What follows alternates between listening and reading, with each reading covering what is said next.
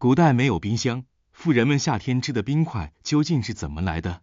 今天我们讲冰商。你是村里的怪人，寒冬腊月不躲在家里取暖，却跑到河边挖冰块。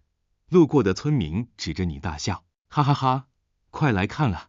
李傻子又挖冰块回家，还打算藏半年。老人们摇头叹息，富人们指指点点，全村人都把你当成了笑柄，可你却不理会，只是把冰砖层层夹着锯末、稻草，深埋地叫小心蜜蜂。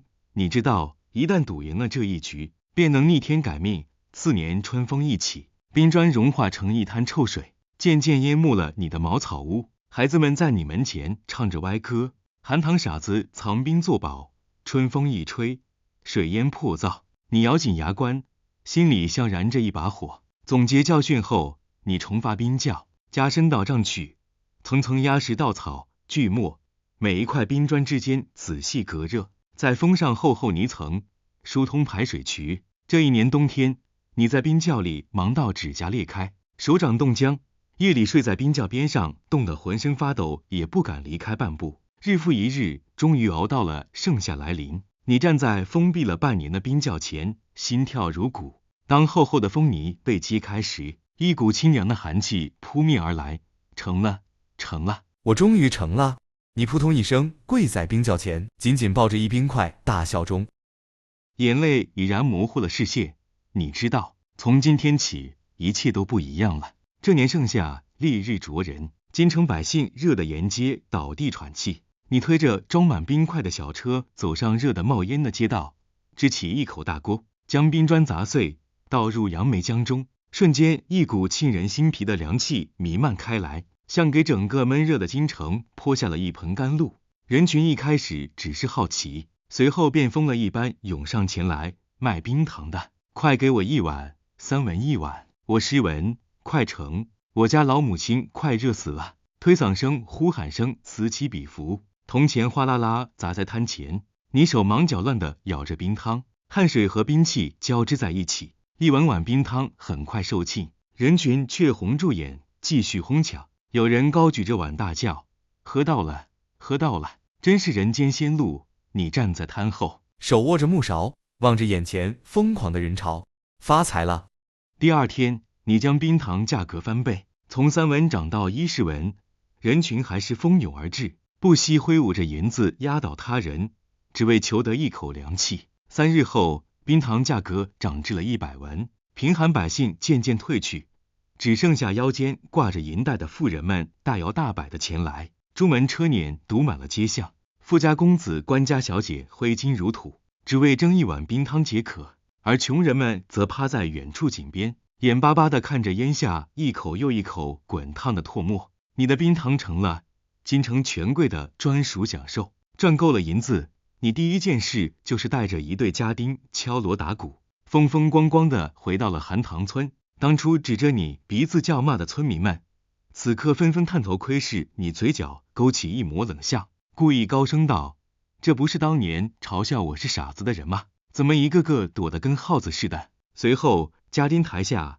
一坛冰镇杨梅汤砸在村口，瓷坛碎裂，边浆流淌，瞬间一片凉气弥漫。村民们咽着唾沫，却无一人敢上前。你嘲讽道：谁想尝一口的，跪下来磕头，或许我心情好，赏你们一勺子。村民们面面相觑，有人羞愧低头，有人咬牙切齿，却又不敢出声。当年的冷嘲热讽，如今成了最响亮的耳光。你扬鞭而去，只留下一地破碎的冰碴和一群噤若寒蝉的寒塘人。第二年冬天，寒风如刀，江面风冻，你没有再像往年那样孤身一人，而是雇佣了几十名寒塘村的青壮操作冰锯冰锤，浩浩荡荡地杀上冰河。你亲自监工，每一块冰砖切割的规整厚重，每一道搬运路线都严丝合缝。你在寒塘村外购下大片荒地，修筑更大更深的冰窖，地底铺沙加稻草，锯末封顶，厚泥压草，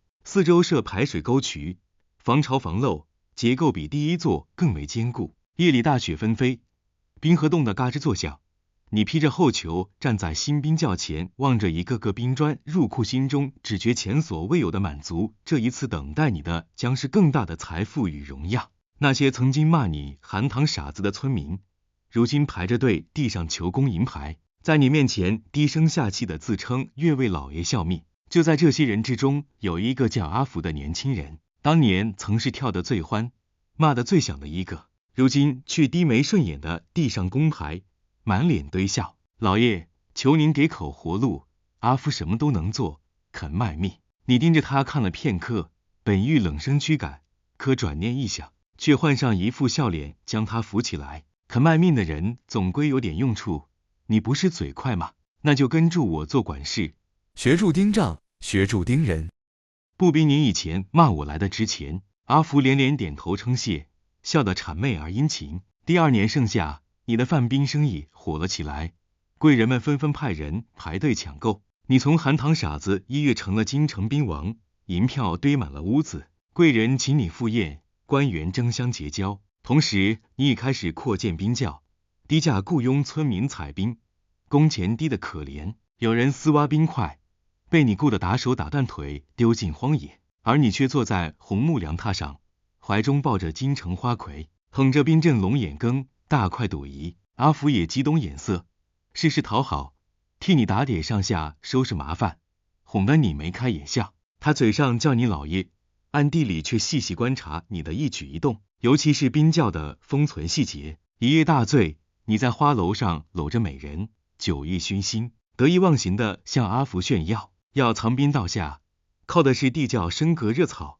风泥压顶，排水通渠。你们这帮贱民啥也不懂。阿福低头应是，眼里却浮现出一丝冷光。某夜，你习惯性巡视冰窖，忽然听见窸窸窣窣的声音，你猛地转头，阿福正蹲在角落，用手比划着冰砖堆叠的结构，旁边还堆着记录的竹简。你怒吼骂他，你找死！话音未落，阿福已然转身，手中攥着一根锋利的冰锥，狠狠刺入你的胸膛，剧痛刹那传遍四肢百骸。你嘴唇颤抖着，却连一句话都说不出来。你倒在自己亲手堆砌的金山之上，眼睁睁看着阿福冷冷俯视，转身离开。阿福没有声张，他悄悄将你的尸体深埋在冰窖最底层，掩盖一切痕迹。对外，他笑着宣布，老爷志向远大，云游四海去了，兵业由我暂管。京城百姓信了贵人们，依旧疯抢韩唐兵。阿福依靠你留下的制兵术，迅速暴富，